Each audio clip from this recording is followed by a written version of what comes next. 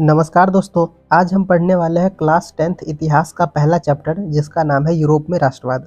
दोस्तों, जैसा यूरोप आज आप देख रहे हैं ऐसा यूरोप पहले नहीं था और यूरोप ऐसा कैसे बना इसी को हम पढ़ने वाले हैं। यूरोप में राष्ट्रवाद का उदय कैसे हुआ। सन 1789 से पहले फ्रांस में क्रांति नहीं हुई थी। इससे पहले फ्रांस पर केवल राजाओं का शासन था। राजा का बेटा राजा बनता था। इस तरह से राजाओं का शासन चलता था।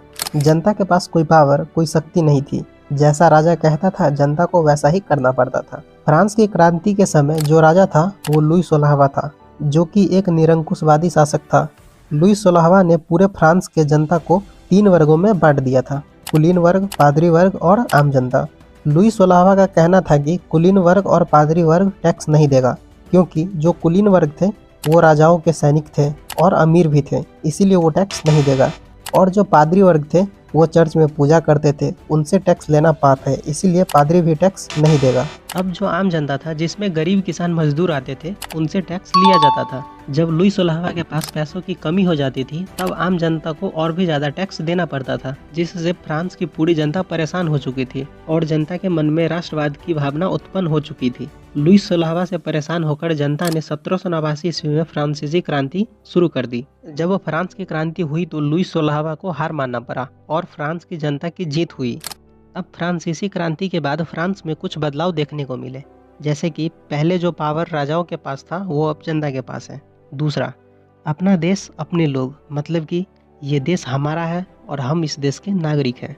तीसरा, राजाओं के वक्त एक स्टेट जनरल हुआ करता था, जहां राजा लोगों की सिर्फ सुनता था। अब वहां पर लोगों को रखा गया और स्टेट जनरल का नाम बदलकर नेशनल असेंबली रखा गया, जहां जनता जो बोलेगी वो करना पड़ेगा। और चौथा, फ्रांस के लिए 3 रंग का झंडा बनाया गया। फ्रेंच को राष्ट्रीय भाषा घोषित किया गया और नया राष्ट्रीय गान बनाया गया। कस्में वादे खाए गए अपने देश के नाम पर। अब एक फ्रांसीसी क्रांति के कारण लोगों को आज़ादी मिल चुका था, पर इस आज़ादी को वो अपने बाप का माल समझकर जो मन चाहे वो कर रहे थे। राजा हट चुका था, अब देश को कौन चलाएगा, इस बात को लेकर सब आपस में लड़ मर रहे थे। पूरा फ्रांस आग में जल रहा था। तभी उसी समय फ्रांस में एक हीरो की एंट्री होती है, जिसका नाम था नेपोलियन बोनापार्टे। पांडे पांडे जी का बेटा फ्रांस में क्या कर रहा है? अरे भैया, वो नेपोलियन बोनापार्ट है। ओह, नेपोलियन बोनापार्ट है। अच्छा, मेरी गलती है, सॉरी। तो अब ये नेपोलियन बोनापार्ट कौन है? तो नेपोलियन का जन्म 15 अगस्त 1769 ईस्वी में हुआ था और ये फ्रांस की क्रांति में सेनापति के रूप में काम कर रहा था।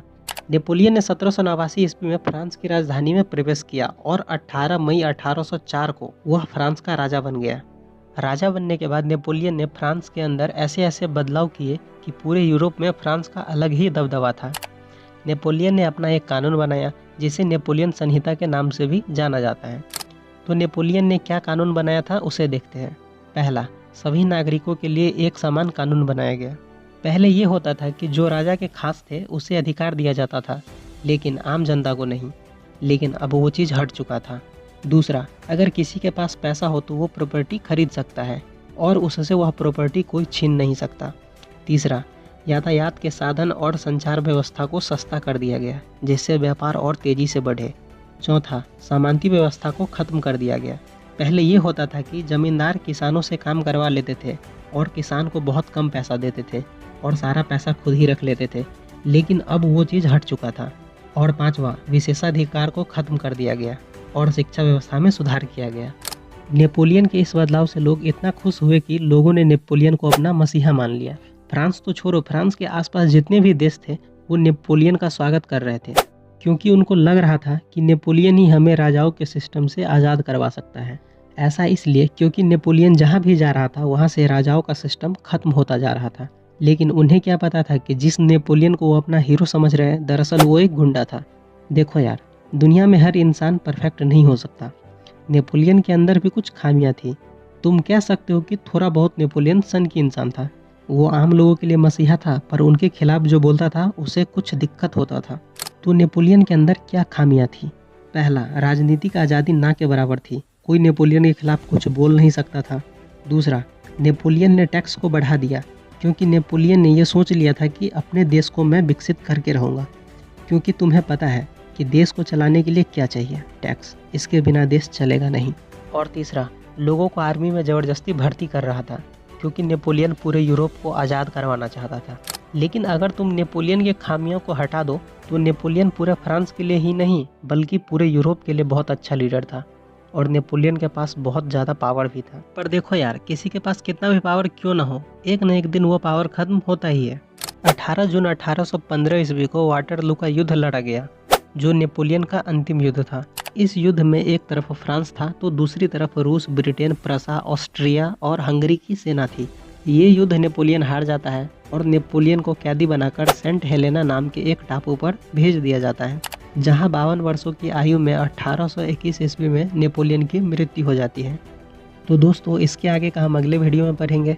आई होप आपको ये वीडियो अच्छा लगा होगा। अगर आपको ये वीडियो अच्छा लगा हो तो आप वीडियो को लाइक कर दीजिए, चैनल को सब्सक्राइब कर दीजिए। मिलते हैं हम अगले वीडियो में, तब तक के लिए bye bye and take care.